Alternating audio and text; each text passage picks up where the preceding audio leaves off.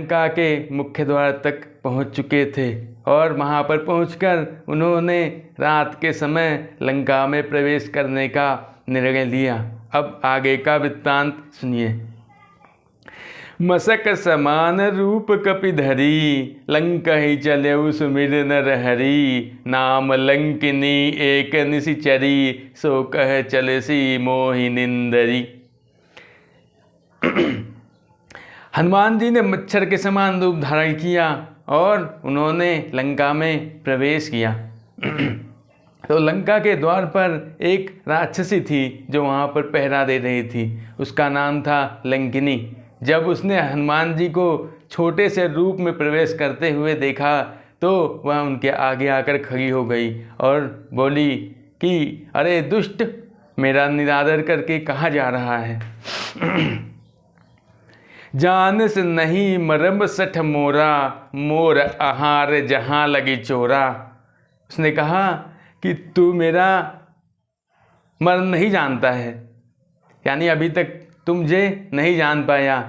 यहाँ पर जितने भी चोर आते हैं वो सभी मेरा आहार होते हैं। मुठिका एक महाकपि हनि, रुधिर बमत धरनी हन मनी। पुनि सम्हारी उठी सो लंका, जोरी पानी करी विनय सशंका।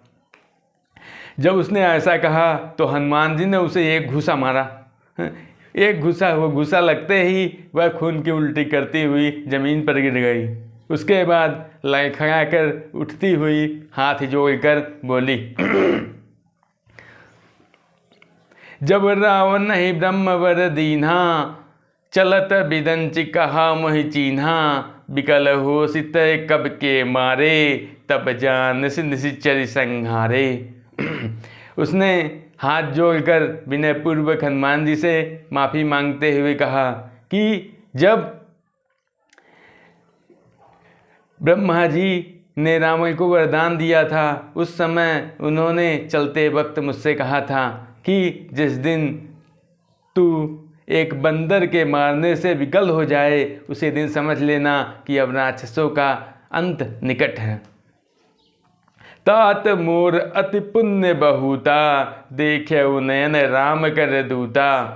उसने कहा कि हे तात, मेरा बहुत बड़े पुण्य हैं, मेरे बहुत बड़े भाग्य हैं जो मैंने राम जी के दूत का दर्शन पाया।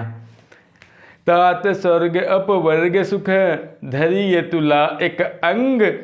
तूलनता ही सकल मिली, जो सुख लो सतसंग। उसने कहा कि हे तात, अगर स्वर्ग के सभी सुखों को तराजू के एक पलड़े पर रख दिया जाए और दूसरे पलड़े पर संतों की संगति रख दी जाए तो संतों की संगति स्वर्ग के सभी सुखों को मिलाकर भी उनसे भारी पड़ेगी।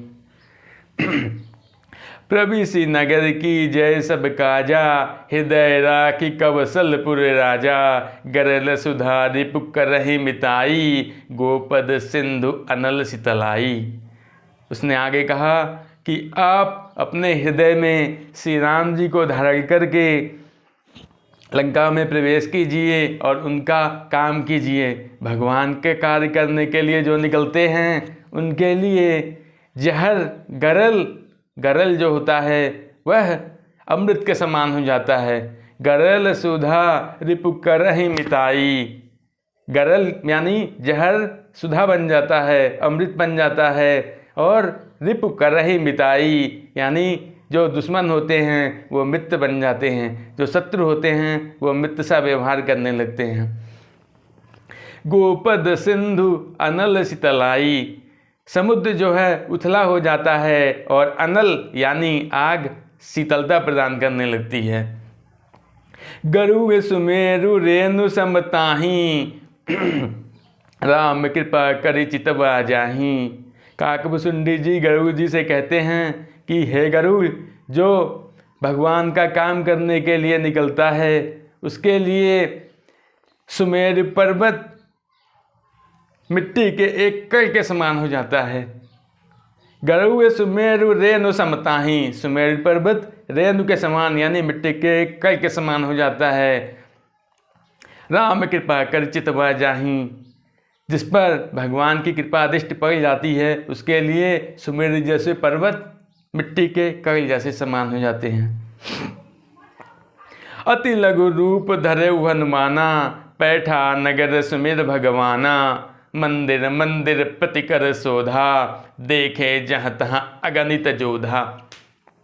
फिर से हनुमान जी ने वो छोटा सा रूप धारण किया और लंका में प्रवेश कर गए। उन्होंने लंका में अंदर जाकर देखा बहुत सारे महल बने हुए थे। तो वहाँ पर महलों में बहुत सारे राक्षस तरह तरह से रखवाली करते हुए खड़े थे। देखे जहाँ तहाँ अगणित योद्धा, वहाँ पर अनगिनत योद्धा उस समय रखवाली कर रहे थे। गयऊ दशानन मंदिर माही, अति विचित्र कही जात सुनाही। शयन किए देखा कपिते ही, मंदिर महु न दीख बैदेही। अंत में वे दशानन यानी राक्षसों के राजा रावण के महल में गए तो वह बहुत ही विचित्र था। यानी रावण का महल बहुत विचित्र तरीके से बना हुआ था। उन्होंने देखा कि रावण इस समय सो रहा था। शयन किए देखा कपिते ही, मंदिर महु न दीख बैदेही।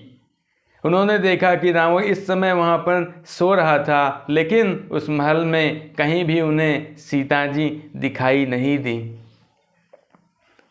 भवन एक पुनि दीख सुहावा, हरि मंदिर तह भिन्न बनावा। भवन एक पुनि दीख सुहावा, हरि मंदिर तह भिन्न बनावा। उसके बाद सीता जी को ढूंढते हुए वे वहाँ से भी आगे बढ़े तो उन्हें एक महल घर दिखाई दिया जो उन्हें बहुत ही सुंदर लगा, क्योंकि वह एकदम भगवान के मंदिर की तरह बनाया गया था, श्री राम जी के मंदिर की तरह बनाया गया था। रामायुध अंकित गृह शोभा, बरनी न जाय, नव तुलसी का बिंद देखित हरस कपिराय। वह जो घर था उस पर श्री राम जी के आयुध अंकित थे। वह बहुत ही सुंदर लग रहा था। उस घर को देख करके हनुमान जी बहुत खुश हो गए, क्योंकि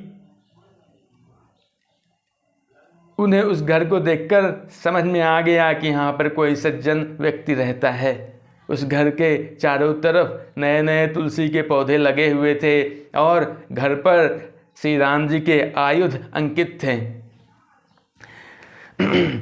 तो मित्रों, आज का एपिसोड अब यहाँ ख़त्म करते हैं। आगे की कथा अगले भाग में। राम राम।